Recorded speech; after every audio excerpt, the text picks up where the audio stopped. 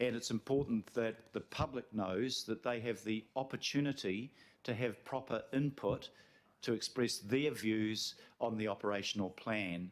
And that involves, as I understand it, and Phil will outline in more detail, a formal process by the Maunga Authority to ask for submissions, to hold formal hearings, and having done that, to bring that feedback back to the governing body, where there'll be a joint governing body meeting. Actually, I think it'll be Finance and Performance, Councillor Simpson, jointly chaired by yourself and the chair of the Tupuna Maunga Authority, where we go through that feedback and we can have discussions on what that feedback says and whether that requires any change in the operational plan. But I think it's important that everybody understands that this process is in place and will be followed.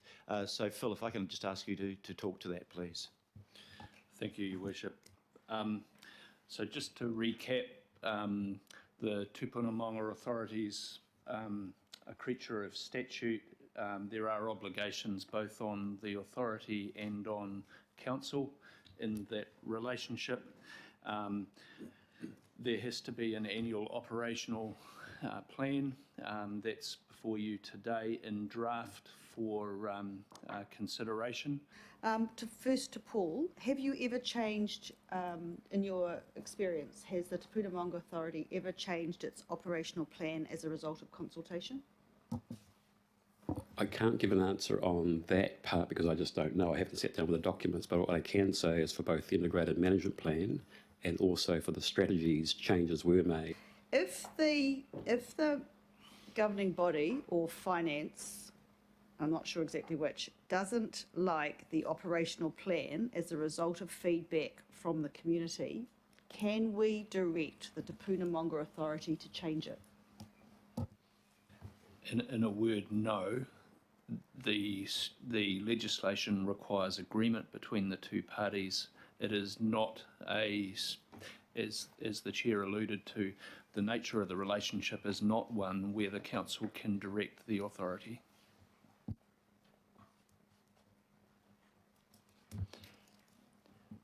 Okay, I suppose the obvious, probably hasn't arisen yet, but the obvious supplementary to that, how do you deal with a situation where there is an absence of agreement between the two parties, hypothetically, should that arise? All I could suggest is a process of further dialogue, remembering that the authority has agreed a draft and would need to formally reconsider that draft, and timeframes are such that that would need to happen very quickly because of the requirement to incorporate a summary in Council's draft annual plan. And I think you're all well aware of how time constrained that process is to get through in order that decisions are made before the end of the financial year, in order that budgets are then available downstream. So the answer, Your Worship, is dialogue and quickly. Yeah, I think the answer is that we don't put the cart before the horse. First of all, we request submissions. We absorb those submissions. We hopefully have a collaborative. I think, Paul, you used the word collaborative. This is not a case of us directing you. You're an independent authority. But we have obligations, I guess, under the legislation as well to meet the interests of the wider public while acknowledging the ownership and the rights of mana whenua in this regard, as the legislation has given. But the short answer to my own question is we talk about it, we look at what the public has to say. Nobody wants to ignore what the public has to say, and we see if there's grounds for us reaching a common position that satisfies every need. I suppose for me, you know, the comments I'm hearing that, you know, every tree on Ohini Rail is going to be removed and they're going to be replanted all at once and they're going to be replanted. So I struggled a bit with adopting a draft plan that maybe gave people concern around that. But I think, having listened to the discussion, I'm in a better place. That there's an opportunity for public forum at every Tupuna Maunga Authority meeting, and that the draft operational plan may not be the final operational plan as with regards to the annual work program for every Wonga.